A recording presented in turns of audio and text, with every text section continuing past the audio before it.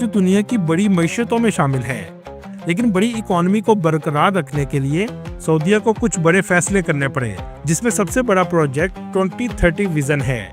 ये प्रोजेक्ट पूरे मुल्क में किया जा रहा है, लेकिन इसका सबसे बड़ा हिस्सा रियाद सिटी के साथ मुंसलिक है। सऊदी अरब इस वक्त सबसे ज्यादा टूरिज्म और एंटरटेनमेंट को फरोग देने की कोशिश कर रहा है। सऊदी अरब भी फहाशी के उस नक्शे कदम पर चल रहा है जहां आज दुबई पहुंच चुका है, क्योंकि दुनिया में टूरिज्म के साथ साथ फहाशी और अयाशी भी आम बात हो चुकी है। इसकी वजह यह है कि गरीब इंसान टूरिज्म या सैर के लिए दुनिया नहीं घूम सकता।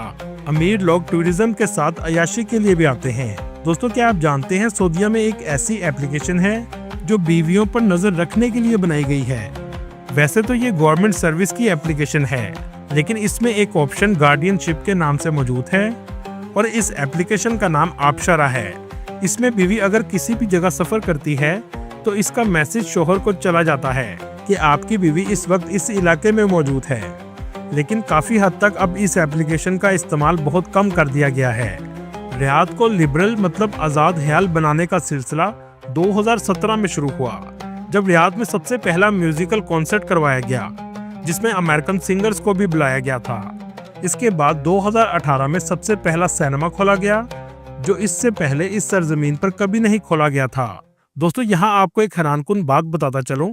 सही बुखारी शरीफ की हदीस 1037 के मफहूम के मुताबिक आप सल्लल्लाहु अलैहि वसल्लम ने शाम और यमन के लिए खुसूसी दुआ की कि ए अल्लाह, इस पर बरकत नाज़िल फरमा।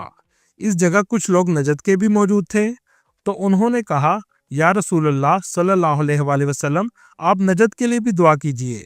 तो आप सल्लल्लाहु अलैहि वसल्लम ने फिर सिर्फ शाम और यमन में बरकत के लिए दुआ की। इसके बाद जब दोबारा लोगों ने नजद का पूछा तो आप सल्लल्लाहु अलैहि वसल्लम ने फरमाया, नजद में ज़लज़ले और फितने होंगे और शैतान के सींग भी वहीं से तलु होंगे। उस वक्त का नजद आज का रियाद का एरिया है। दोस्तों, रियाद में एक मुराबा सिटी भी तामीर किया जा रहा है। इसे एक बॉक्स के शक्ल का बनाया जा रहा है। कुछ लोगों का कहना है कि इसे खाना काबा की तरह डिजाइन किया गया है। इसके अलावा इसे जेंट क्यूब भी कहा जाता है। हैरानगी की बात यह है कि इसके अंदर आने के बाद आपको लगेगा कि आप किसी और दुनिया में आ गए हैं। एक बॉक्स में पूरा शहर आबाद किया जा रहा है, जिसमें माहौल को मर्जी से तब्दील किया जा सकेगा।